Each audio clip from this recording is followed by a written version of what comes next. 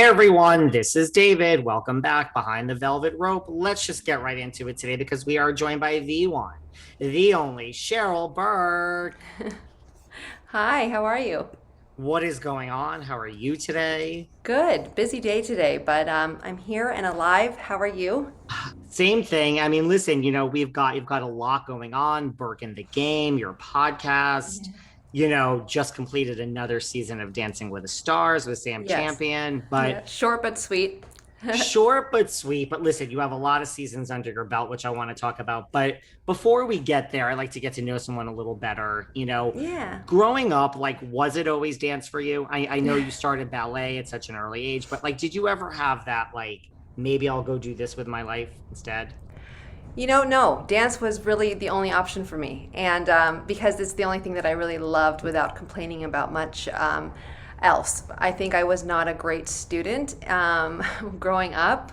Definitely, I am now. If I went to school now, it'd be a different story. I'm just a curious being at the moment. But back in the day, my mom put me in every extracurricular activity you can possibly think of, from like softball, soccer, horseback riding, freaking ballet. And ballet was the only, I guess, thing that I never complained about every single morning, And it was really leading up to that, though, or into ballroom, that transition. I mean, I guess that was the transition when I was 9. But other than that, I grew out of my tights really fast, and I developed at a very young age. At 9 years old, I basically had the same body as I do now, and I didn't feel like I fit in. And so my mom and stepdad at the time, they wanted to find a family sport. Golf wasn't working, so they said, "How about ballroom dance?" And I was like, "Ballroom dancing? I swear that's for old people, and I'm not into it." But then I went to a dance competition in the Bay Area, a local competition where I'm from, and I saw kids my age dance with like really cute dresses. They were dancing with a boy. The music was fun. They were wearing makeup and tan, and I was like, "Sign me up." And my personality in general, I am very all or nothing type of a woman.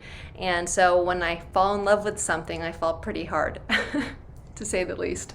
So did you have that? Because I know that you were in competitions like at a young age. Like, did you have that competitive spirit like right from the beginning, or was it more like, oh, this is fun, or were you like all in, like you say?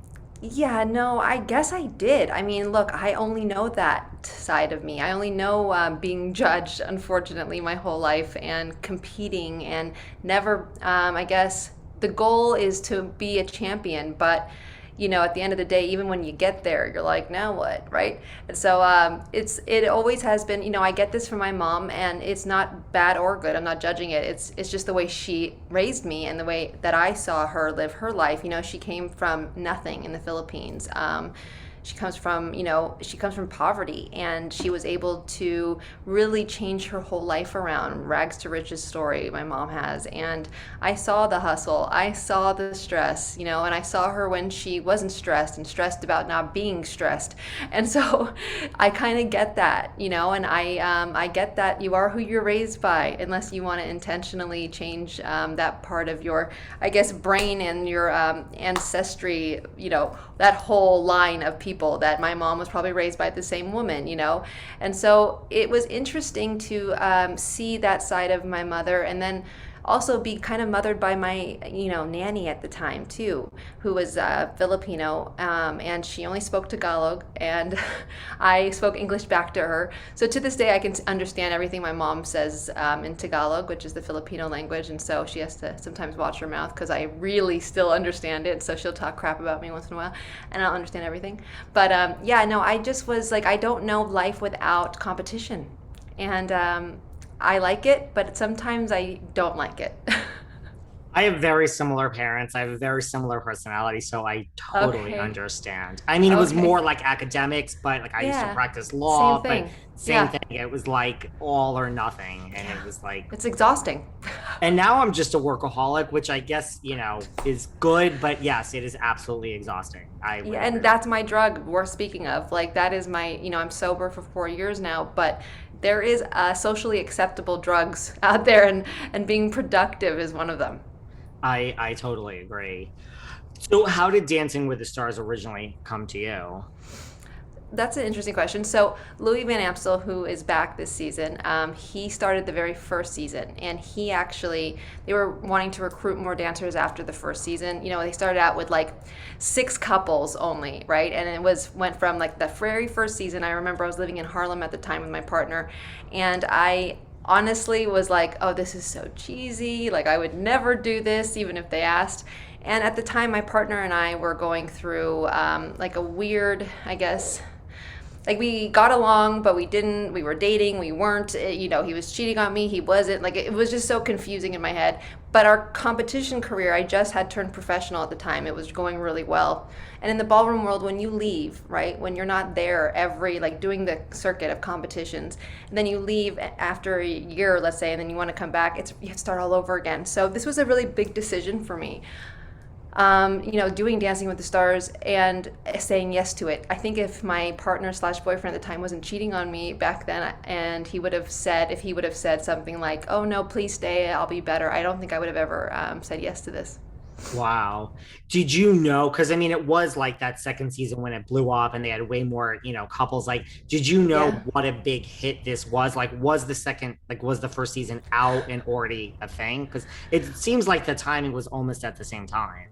It was, but like back then I just wasn't aware. I was a little ignorant, I guess, of like what are ratings, right? Like, this was, so my goal was never to be on television ever. My goal was just to stay in my community of the ballroom dance world, and as big as it is, it's really small, and the goal was to be a world champion. I wasn't there yet, but I saw, the journey was going to be another while for that to happen. However, I was willing to pay my dues, and I was going to just do this honestly for one season and go back to Harlem. So wow. So when did, you're in the process? I imagine getting the job wasn't an easy process. I mean, It was pretty easy for me. I was very lucky. But I don't like to say the word lucky, because obviously, we all work hard for where we are today. And yes, I was in the right place at the right time. Or Louis, thank God for Louis saying, go check her out. She'll be at a local dance competition in Los Angeles with her partner, and they wanted people of different ethnicity to join the cast, which was understandable. But like, I was a different young woman back then. I always say that the competitive ballroom world is a man's world, and it very much is. And I think, though it's not negative, I think it really, at the end of the day, it's the beauty of ballroom is that it's dance between two people. The man leads and the woman follows. It's very old school. In today's world, though, it's different. Obviously, if I went back to that competition world, there was a lot of stuff that I won't let slide by that, like I did before. But I guess to say that I had an identity or I knew who I was would be a lie.